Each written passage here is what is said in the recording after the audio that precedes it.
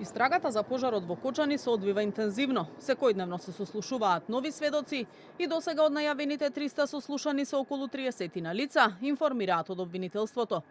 Според неофицијалните информации до кои дојде Канал 5, меѓу нив се и актуелните директори на Пазарниот инспекторат и Дирекцијата за заштита и спасување, Владко Стојковски и Джеват Селами. Но од обвинителството не откриваат детали за да не се загрози истрагата.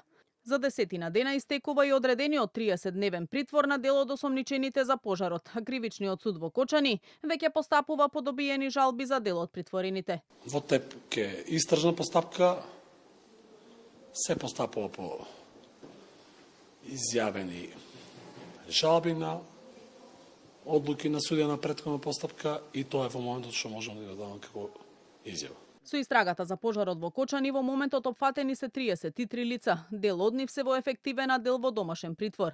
Меѓу нив се и поранешниот министер за економија Крешник Бектеши, градоначалникот на Кочани Љупчо Папазов, сопственикот на локалот Дејан Јованов Деко, како и 7 началници и командири од Штипи Кочани. Најголем дел од нив се сомничат за сторено кривично дело, тешки дела против општата сигурност. Од СДСМ пак и денеска бараат проширување на истрагата со актуелни функционери кои биле на функција на кобната ноќ. Иако беше најавено, до денеска не е направен ниту еден чекор во насока на проширување на истрагата, ниту за пропустите што ја обележаа кобната ноќ, ниту за оние што и претходеле.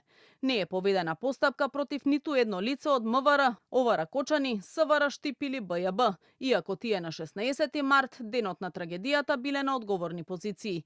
Не смее да продолжи селективно да се води истрагата и не смее да има заштитени, порачуваат од опозицијската СДСМ. А токму трагедијата во Кочани и потребата од ефикасно спроведување на кривичните постапки, јавниот обвинител Љупчо Коцевски, кој ја предводи истрагата за пожарот во дискотеката Пулс, ја посочи како една од причините за подпишување на протоколот за засилување на соработката меѓу јавното обвинителство и МВР, на кој денеска ставија подпис заедно со министерот за внатрешни Панче Тошковски. Во изминатите денови нашата земја се соочи со страшна национална трагедија која ги стави и се уште ги става на тест сите институции. Од нашето координирано постапување директно зависи силата на одговорот со кој општеството ќе се обиде да постави нови основи на одговорност и да ги увери граѓаните во системот на право.